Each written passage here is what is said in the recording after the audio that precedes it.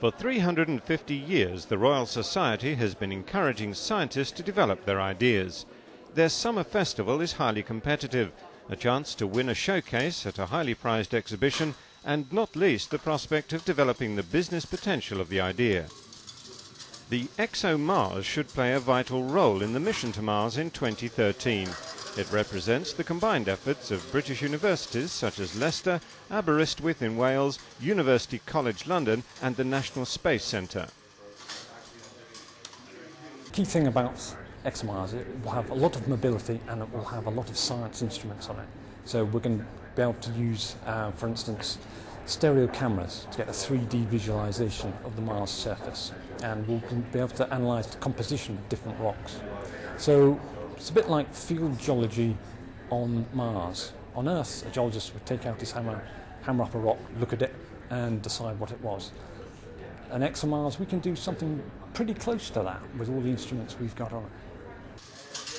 The robot camera is expected to play a valuable role in the Mars mission, as well as the Bepi-Colombo project to Mercury, showing the UK and European interest in space exploration in general.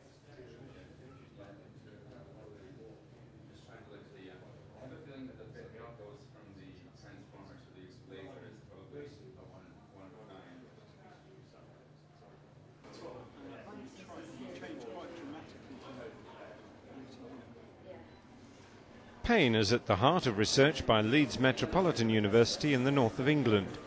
People who have lost limbs often experience phantom pain. They can also have problems with a lack of feeling in prosthetic limbs. The TENS machine is easy to produce and cheap.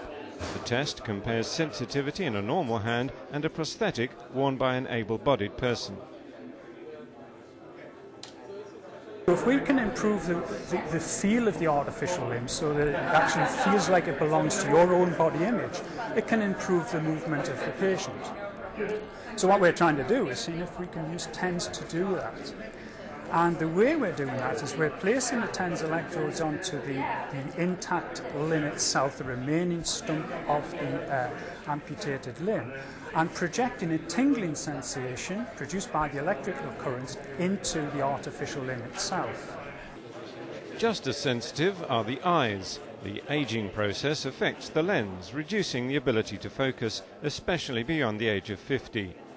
Cataract operations are now commonplace, and so are replacement lenses, first developed at the nearby St Thomas's Hospital.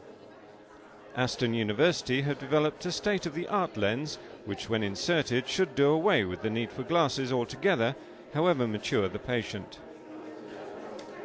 Bionic just means that you're replacing something physiological with something mechanical, and what we're working on is that the muscle still works in your eye. It's just the lens in your eye, which changes shape when you're young, becomes too hard as you get older, and so can no longer change shape, and we're just basically replacing that with a new mechanical structure. These synthetic lenses build upon an idea first conceived when treating pilots who had suffered eye injuries in World War II. The team at Aston University is working on second and third generation versions of these bionic lenses, which could transform sight for aging eyes.